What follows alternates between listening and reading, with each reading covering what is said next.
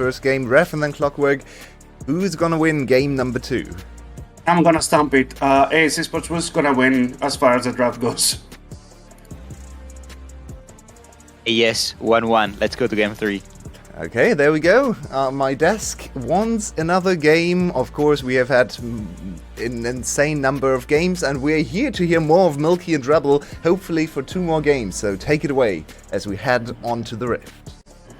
Thank you very much, Yulwei. You mentioned that we've had a lot of games this split. This is actually the 100th VCS game this summer split. So spam all the emotes in chat because it's a big one. Rebel, you can't yawn at that. Okay. So hear me out, right? I understand Okay. that we are an unofficial stream, and I understand that none of these players or coaches or anyone from VCS understand my existence, right? But Hanke exists. Hanke exists. That's right. He knows I exist, but he's not in this series, right? But nobody from this series understand I exist, and none of them can apparently sympathize with the fact that some of us are waking up at 5 a.m. to cast this SE composition.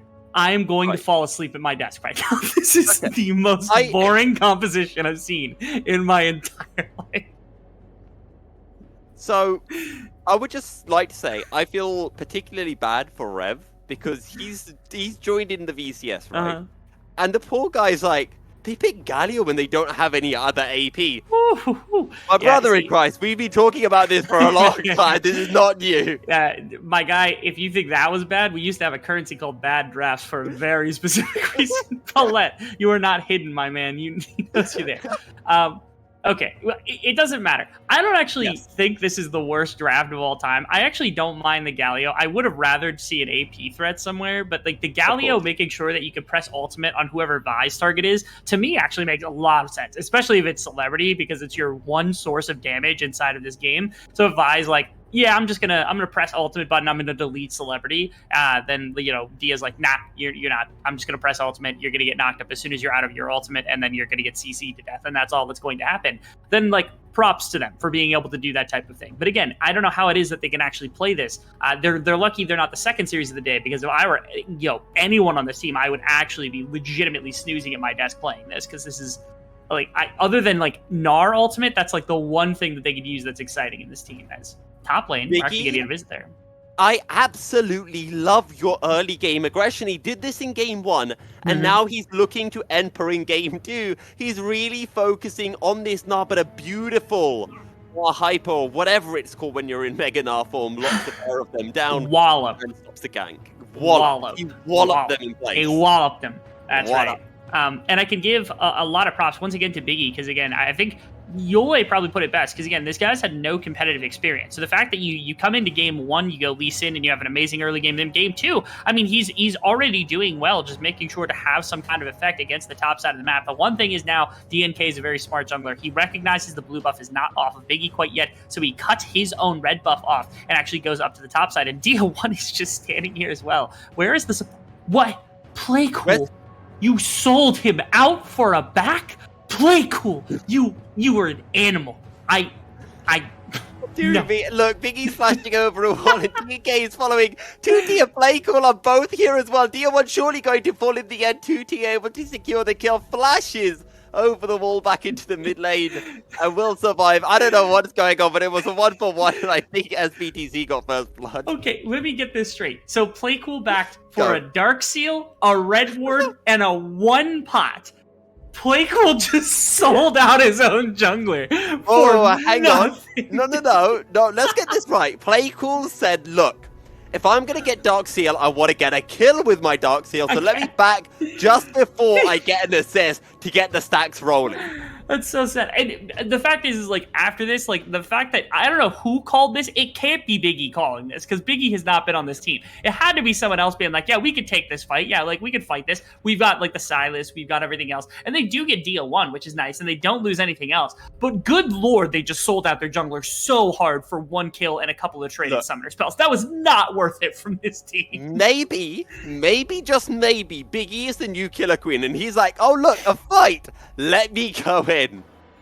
Like I said, I don't think that's the case. If I had to take a wild guess, I think 2T overestimated what was going to happen right there and probably called that himself, because he's most likely to be in-game leader outside of like Easy Love and Zin, especially in a topside skirmish, given that 2T's played a little bit inside of the VCS prior to this split. It's more likely that he made that call. I'm not going to attribute it. I don't know that that's absolutely the case. And he did walk away with 1 kill, but again, it feels like they sold out their jungler a little bit right there just for like basically pennies on the dime for everything else that came through. And importantly, DNK did get the kill in response. SB, we wanted to see them really step up in this game specifically, especially in the early game, to make sure that they have firm control, that there's nothing being given over to the side of AS, that they don't really have legs to stand on as the game goes on. And especially with a composition like this, I think it's very, very vital that they have a damage source outside of Celebrity for when they are skirmishing around the top side of the map. And that can be DNK in right circumstances. And let's go back to, actually, we can't go back to narratives just yet. DNK is looking towards the Biggie. Emperor is over the wall, not near Meganar, but the hero's entrance a little bit too late because DNK has already fallen, but SBTC just gonna clean up the fight nonetheless. 2 for 1 in the top lane, both kills onto Dia 1's Galio. Yeah, remember what I said when I was like, yeah, you know how like when Vi sticks to somebody and then you press Galio ultimate and they just gets deleted? Well, coming straight to fruition right there is Dia 1. Honestly, like with the double kill, I want to see DNK actually, or Dia 1, my apologies, build more AP. It would be nice inside a game like this because they don't have a lot of damage and they've got more than enough front line. So like I kind of want to see the Rabadon's Galio pop out here. As this was DNK getting very aggressive against Biggie. I think anticipating maybe the Galio ultimate coming in a little bit sooner. It might have been a distance thing. I can't tell. It looked like Dia 1 had the distance from it. Maybe he had to step a little further away, just making sure that the Ahri would be able to like flash or ult charm or something like that. But one way or another ends up being cleaned up. I don't think DNK intended to go down there, but it's not the worst thing in the world to have happened, as you do get to clean up a couple of kills. So going back to what I wanted to say before, and something that we touched on in Game 1, which is SBTC and their early games. This is a team that, if they get good early games, they can absolutely just snowball completely out of control. But as we saw in Game 1, sometimes we do see those mid-game issues. I want to say this early game has been better from SBTC. It's been okay. Once again, it feels like AS Esports are actually the ones that are mandating a lot of what is happening.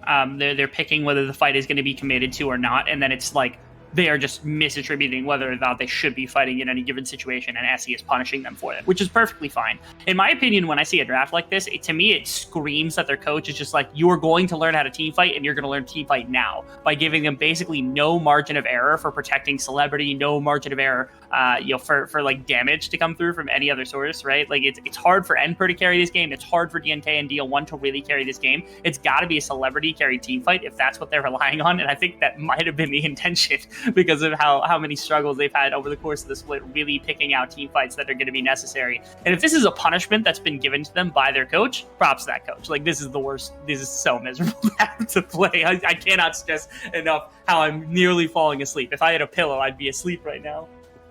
Okay, I'm really sad, Rebel. Like, imagine not having a pillow. How do you go to sleep usually then? Oh, see, there's a pillow like 3 feet to my left. If I leaned over, I could probably grab it, but I'm trying not to fall asleep because I'm on camera. Right, yeah. Don't lean over. That's not a smart decision. There's DNK making the play now, looking towards Biggie, flashes overall, gets killed, and the Rift Herald gets secured by SBTC. Meanwhile, Emperor in the top lane actually got taken very low by 2T. Palette could look for the dredge line, but instead he sees a ward. He sees 10 gold, and he decides he wants it. That one was, I think, a bit of Biggie's fault. Biggie had started the Rift Herald, and he had pushing top lane, but I think through mid lane, they didn't really have anything. And the other problem is, again, Galio can always access. Galio doesn't care about dumping waves for the most part, and DL1, last time I checked, was actually ahead in CS, so does not care anything to come through from Playcool. DNK was already there, Palette was on the move. Like, there should have been more than enough information that you can't be there in the river. And so it's another kill and a Rift Herald given over to the side of SE. And this is, I think, more of the early game. The more this happens, the more this snowballs into additional gold advantage, the better that this is. As mid lane was in the middle. It was just people ran through. They should have had the information for that. And then top lane is pushed and was winning from the side of 2T, but couldn't come down because he was too busy skirmishing with the Gnar to really make any sort of impact. As once again, Biggie feels left alone, whether it's from his own devices or from his team's devices. It feels like he was just kind of left on an island right there to get run down by the rest of SE. I don't really know why Biggie decided, hey, I've got a Vault Breaker. There's 3 members of SBTC around. Let me jump back into the Rift Herald. Didn't quite work out for him. But there's a Rift Herald now on Dia1's Galio, so wherever he looks to make a following play, that's maybe going to be even a tower picked up. Emperor in this top lane has already been able to pick 2 towers on the 2 plates on the outer tower. Sure has. This has been a game that I think we wanted to see from SE. We're fighting the Galio. Okay, you almost got half his health bar. That was pretty nice. Well, AP Galio as well, by the way. They don't have damage, man. Like, what damage are they using to kill him right here? Like Biggie's on like Sheen with a single Caulfield, and then like Playcool's got like Lost Chapter, and that's the AP they're using. Like, that's the damage they're using to try to kill like a pretty fed Galio, and it is an AP Galio, it is. like we had wanted, which is fair. Rocket Belt, isn't it? I think it's going to be Rocket Belt, which is.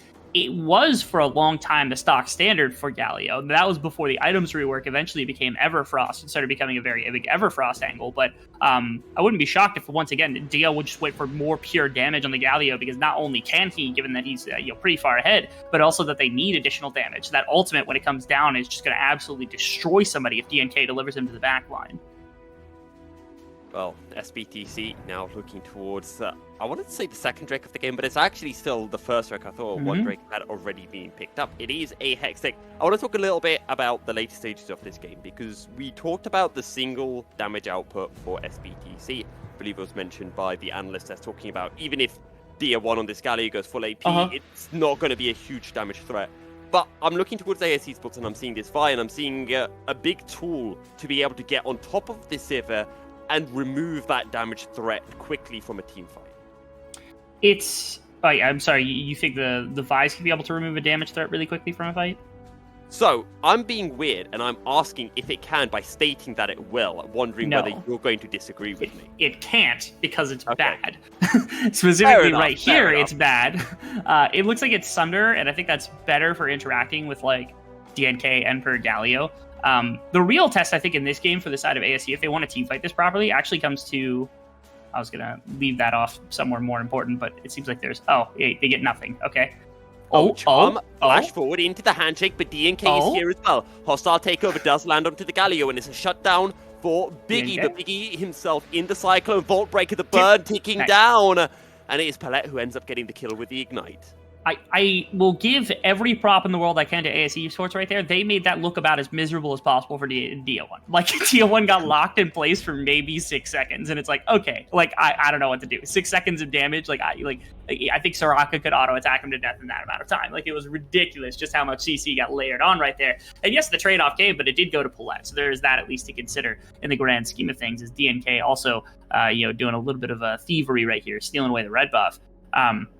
And again, this is pretty disgusting. There's the first. There's the second. There's the third. There's the fourth. And there's a death. Just layered perfectly. There's a death. Yeah, it only took like 4 massive CC maneuvers to trade 1 kill for 1 kill in the grand scheme of things. As Tutti has killed the Gnar. They traded back and forth. And I wanted to talk about that as being died as well. Easy. What? There was a dive in the bottom side. I saw DNK charging through a tower. Oh no. Flashes to be able to stop the back. Celebrity thought there was no way out for Celebrity. He just had to hope that he could back in time. But AS Esports are finding ways to get kills, finding ways to try to keep themselves in this game. Yeah, this time there's CS and there's quite a bit of damage, kind of difference between the two. How in the world did Celebrity win this? Good lord. Easy Love had the ultimate on, he had everything on. Oh, DNK helped him, that's why. He cheated. He's cheating. Look at him. He added somebody else to the fight. This was the top lane fight. What happened here? Oh, on the tower? Underneath the tower. Yeah, he must have taken a tower shot. He took a tower shot. Classic Tutti. No, Tutti! What are you doing? Okay. He flashed back under tower. No, in fairness, he wasn't expecting the E maybe to come through, and the W just procced anyway because he was within range for it. But good gracious, Tutti, you didn't need to die there. Is that Emperor's 31st solo kill for real this time? I think it was. I really actually think it was. It was his 31st right there. I mean, he had the tower helping him, to be fair, but it's still a solo kill. 32? 32? 32? Oh, no, 32? no. 32? Do not hook at 32? Hey, 32! Oh, would you look at that? Emperor continues to rack up the solo kills as the giveaway continues.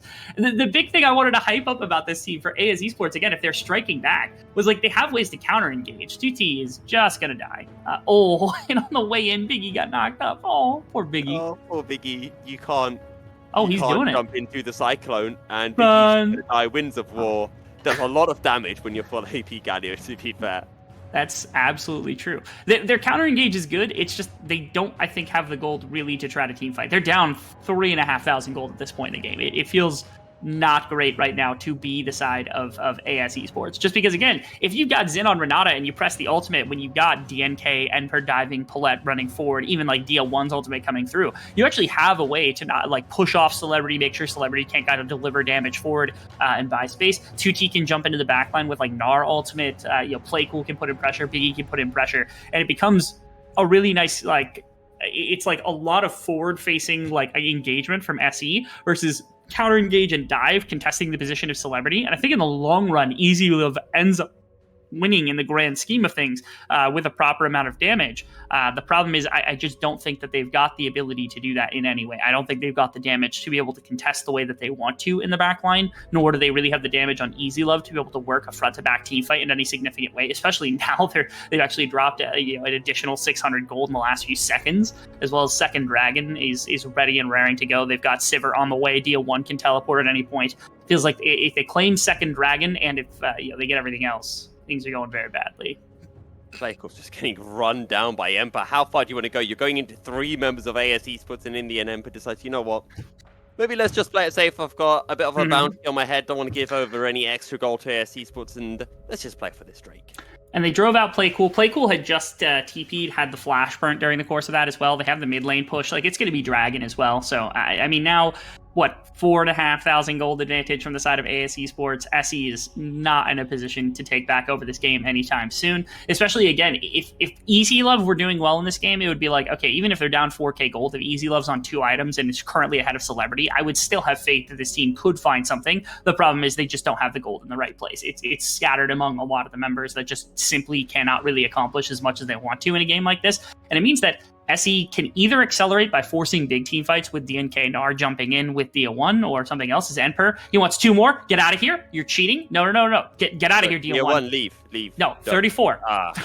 Okay, well, he can't get 34 from this one. Oh, he can. He still can. Esports lands the Gnar onto Biggie. I think Emper is definitely going to die here. Charm, the hero's entrance. I think he's just going to throw DL1 into his death, looking for Biggie. Tragic. But the jump is a stop by Playcool. DL1 goes gold in the Charmer, not going to land, but Easy Love times the burst fire to perfection.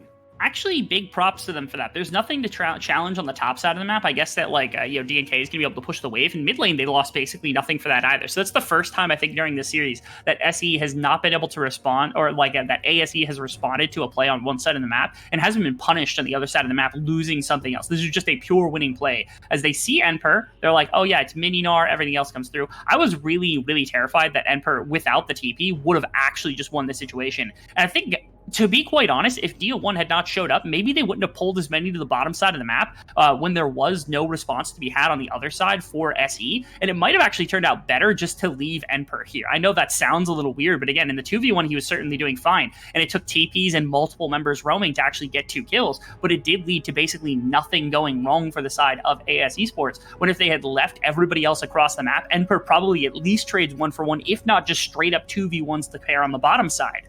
So very rare circumstance where I'm like, yeah, you probably don't TP in there. I think DL1 actually made the wrong decision. Yuloi made a comment in the Discord chat, which is every time Paulette's on screen, he's stopping the mid wave from crashing into that one of his team members, Gagacha, and it just happened again, and Yuloi was actually spot on. Yeah, if you really want the value of Nautilus, like, think about this compared to every other champion, right? You have an on-demand shield, and a bunch of CC, and a guaranteed escape if you hit your hook against the wall. That is the best champion for holding a wave, 100%. It's why Paulette died when he tried to hold that wave from Rakan. He didn't have the free shielders. We've got an engage coming through from Biggie. Bella will buy some time, but he will fall nonetheless. Paulette flashing out of the orbital deception of the Rift Herald gets another charge onto the mid lane inner tower. DNK looking for more, forced to flash away. The charm almost landing from Easy Love, but in the end it's just 1 kill and a tower for SBTC. See, I know typically it's me and Carrix that get to talk about this, but that one right there from DNK is going in the cringe compilation, mostly because I don't really have much else to talk about here for the side of SE. They're able to force underneath the tower. Is an attempted play from Playcool that didn't work out. Actually, really nice from Paulette to use the Zonias and immediately flash because it prevented him from going down, and then the use of the Renata W from keeping somebody alive in the midst of that fight. It was just his over-aggression. I just get to criticize that a little bit, and it's a funny little phrase to throw in for the fact that, once again, SE, they bled a little bit back, but they're still at a 4k gold advantage inside a game like this. Emper. Oh.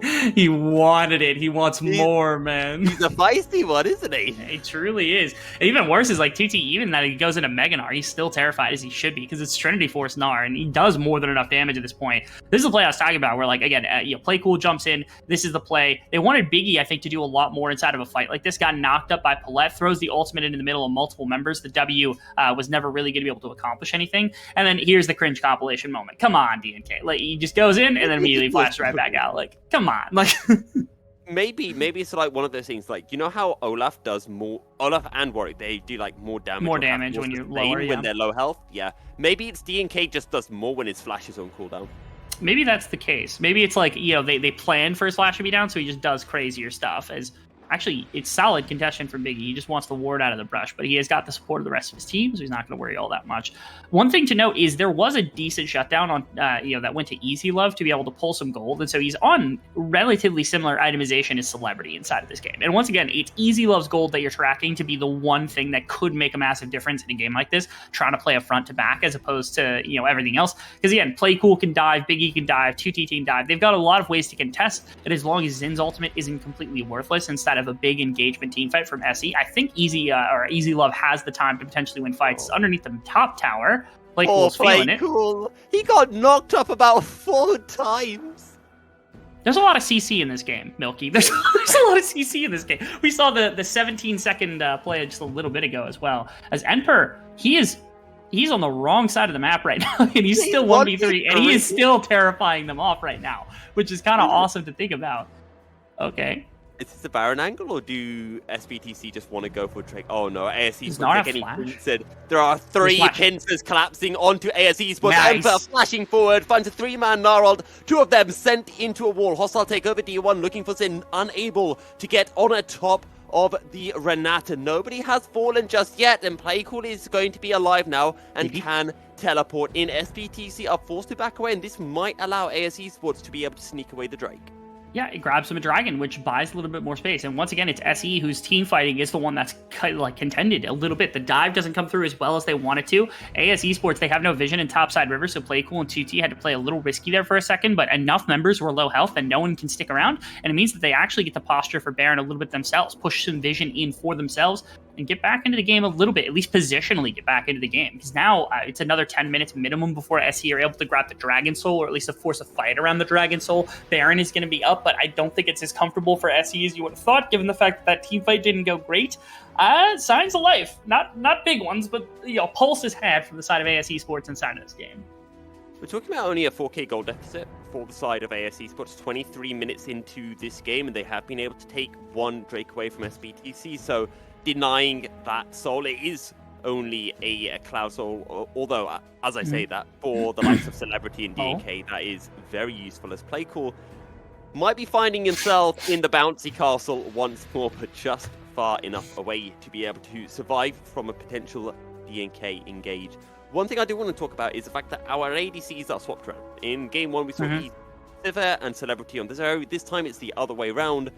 And now this time, it's Easy Love who could be the big threat for SBTC. That is. The Zeri always a menacing prospect.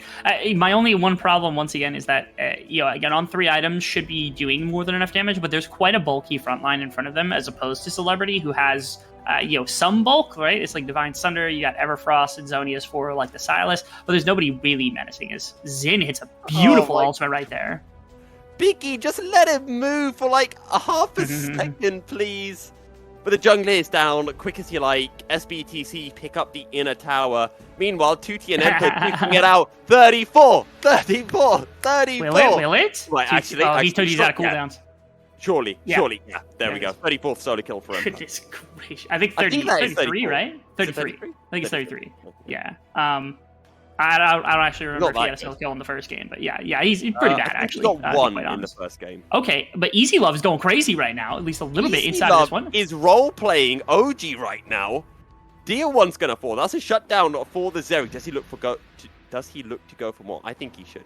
I don't think he needs to. The play on the bottom side was big. I was actually thinking maybe Baron, if they've got the opportunity, they've got their jungler up. The problem is they didn't kill DNK. If DNK goes down, almost certainly that's an immediate Baron call because Emperor didn't have Narbar really readily available, and instead it's just going to be a trade across the map. As this was the play, you gotta love Emperor versus 2T here. At least 2T put up a pretty solid fight, right? Like this was actually pretty messy. Flash coming through too, yeah. Pretty good. And Emperor I think like wallet checked him at least a little bit right here because he had so much gold. This is a fight on the other side. And once again, Easy Love, nobody got onto Easy Love. There's DNK, there's Dia1. Neither one of them really hit him effectively. The ultimate got popped, and he can play this front to back. And you could see just how menacing that the Zeri really is in the right circumstances, that Easy Love can carry a game like this. It's not impossible to actually happen. And I want to give that credence over to Easy Love as being a possibility. They put faith in him for some reason inside of the series. I know we don't know why, and I don't think we're ever going to really get an answer for that one. But for some reason, they believed that he was the right choice today. And so now 3 items has the possibility, has the posturing to maybe be able to help carry his team. Is going to have to put a lot of the load on his back inside of these fights to really make things happen if they want a chance at a game number 3. Oh, no. Poor 2T. I'm just feeling bad for members of AS Esports. Just they're literally getting a free send in a bouncy castle, but nobody wants to be in the bouncy castle today. Not at all. And now, I mean, I don't think there's really anything stopping SE from necessarily going for Baron. The only problem with this is, like, Emperor doesn't quite have Narbar. Actually, he's in a perfect position with Narbar. Please don't touch the Baron. Ugh. Okay, I wanted him to hold it, because he should be the one diving in with that hop to be able to be the one to deliver Dia1. I was going to say, I think DNK is a better choice for it, but right there with the Narbar, I think it would have been perfect for Emperor, as they're going to look... Oh, Biggie. Oh, Biggie's core. Biggie is down, but Playcool will find one. The hero's entrance there comes through, finds a knock-up onto Playcool, but SBTC have been forced away from the Baron. Playcool jumping on in. Wow. Can he find an angle? Lands an Everfrost, lands a charm, and down goes Dia1. And now it's all on to Easy Love. He will land the slow with the Ultra Shock laser, Lord. and he's looking for Emperor. There is nothing you can do against the Zeri, and AS Esports find another kill. And again, it's SE not drawing their battle lines. It's them not realizing how to team fight right here. Because like I said, I wanted to see either Emperor or DNK prepare themselves to go diving in the backline to deliver Dia1 into multiple members and to push out Easy Love to buy space for Celebrity to turn off the Baron and really go for the fight. And they kind of half-heartedly do that, but they don't do anything to Easy Love. They do absolutely nothing to prevent Zeri's positioning from just getting hyper-aggressive and being able to put out damage. And so once again, AS Esports come out with a really massive teamfight win around the Baron, and it's going to net them second drag into the game. Once again, it feels like the life is never there. Like they might be a zombie, but goodness gracious, AS Esports is always around in the fight against SE during the course of this series. And this one's even more menacing in my opinion, because last game, it didn't feel like Easy Love had the biggest impact on Sivert, wasn't really positioning properly, but this game, with all this additional mobility, feels like he's actually taken things over. 5 minutes ago, I thought this was SBTC's game. I thought they were in complete control. Now, it feels like despite being down a little bit in gold, AS Esports have this game. Goodness gracious. And I want to give props to Xin right there, because Xin was actually a big reason that Flash ran out of ultimate. It was enough CC to actually get enough members here. And here's Easy Love. Look at this. Oh, 500 damage just dropped into the middle of everybody. And most of the members of ASE basically ate nothing. But it was the bot lane. It was Xin and Easy Love really stepping up for themselves inside of a fight like this to make things happen. Is, again, rearing its ugly head is SE's, team fighting. Their team fighting woes that have been kind of plaguing them for the entirety of the split. And once again, having that same kind of impact, having that same kind of frustration come through as AS Esports trying to drive them into a game number 3, looking more realistic of a possibility by the second. So, Rebel, have a look at the map quickly. Sure. What is the current rift that we have out? That's Cloud Rift. Cloud Rift. What is the best soul for a Zeri? What is the best soul? Yes. Hextech Drake. Oh, okay, fine. Undoubtedly. Cloud Drake is also... Cloud Drake is amazing, don't get me wrong, but Hextech Drake is literally everything she wants. Everyone else is slow, she's hyper fast, and she's applying it to every... She might as well 1v5, like, if she's got Hextech Drake. Cloud Soul, at least you can CC her, right? But, like, Hextech Drake, you can't even get in range. Fair enough.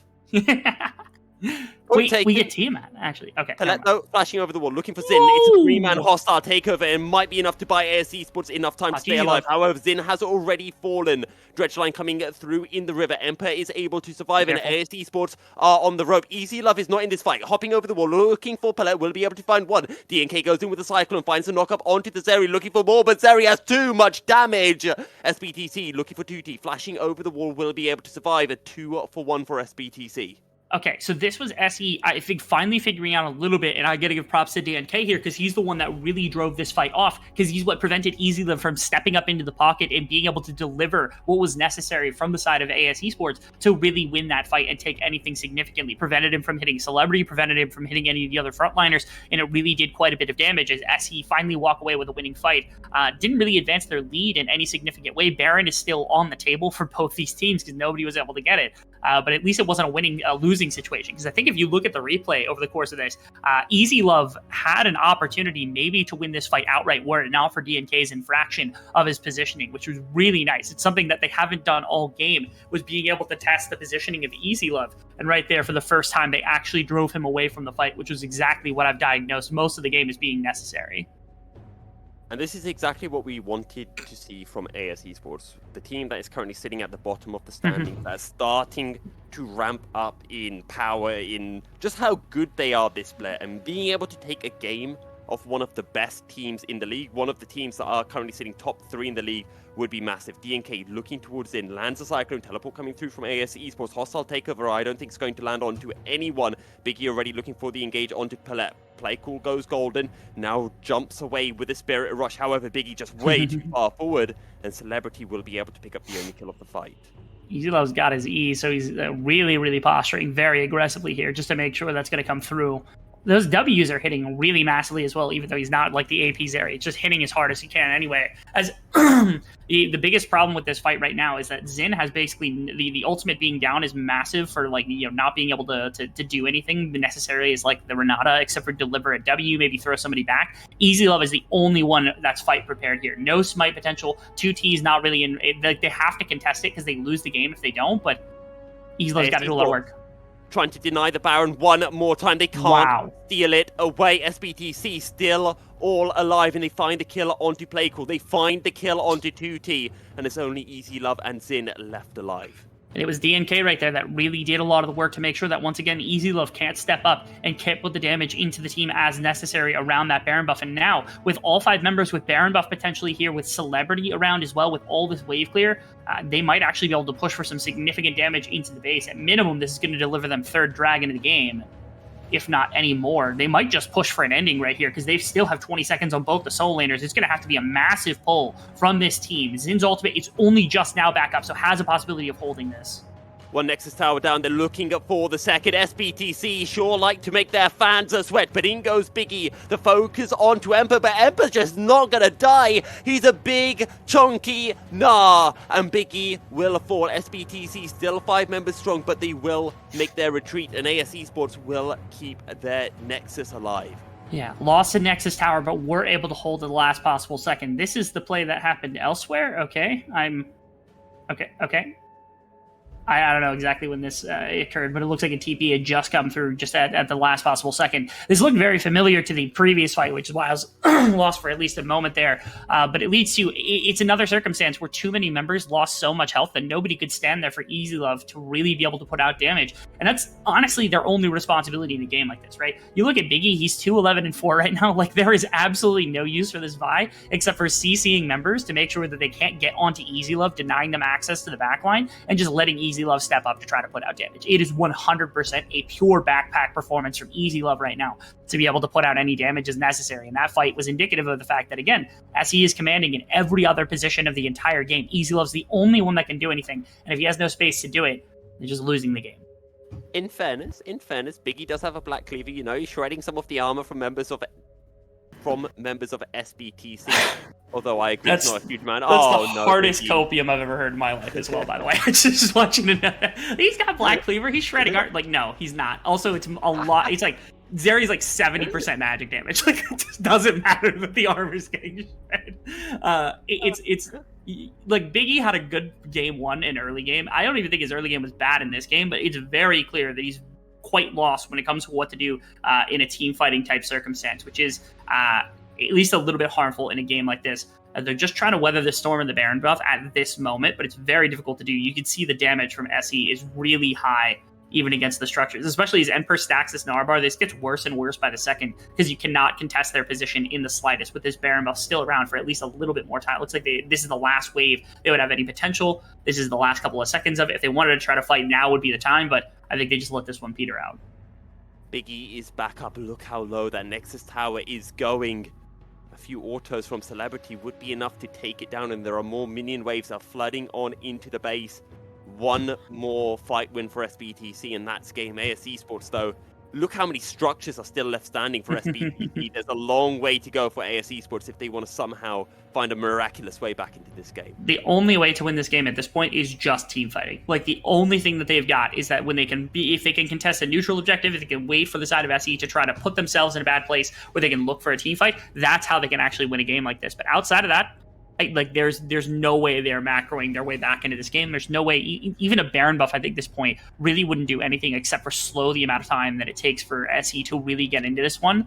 As I gotta give props, though, given the fact that this is like the bottom rated team. They've won 4 games all split. They've had 2 wins, and all of their wins have come through those 2 series, right? Those are the only 2 that they've won. For that team, for a team like that, where like they're at the bottom of the standings, for a team that's trying to establish themselves as a world's contender, the fact that they've taken to like 2 35+ minute games has really showed that they're at least very, very annoying to play against, to say the least. Biggie is on the flank, but Dia1's just looking to end this. The Biggie's left all by himself. Down goes the next tower, the hero's entrance as Dia1 literally, as you said, Rebel says, ciao, see you later, I'm out of here. Your Nexus is laid bare, it's exposed, and things just got a whole lot more tricky for AS Esports. Yeah, see, now a big problem that you have is that if you're not careful about like, oh, actually they're going after Celebrity. They're finding the engage. They're looking for Celebrity, but look at Dia1. He's going straight towards the Nexus. AS Esports are finding the fight, but no, they're not finding the fight. They're losing the fight. In a 5v4, SBTC will win the fight as Dia1 just bonks on the Nexus tower. Celebrity almost gets a kill on Easy Love, but Dia1 takes the Nexus in time.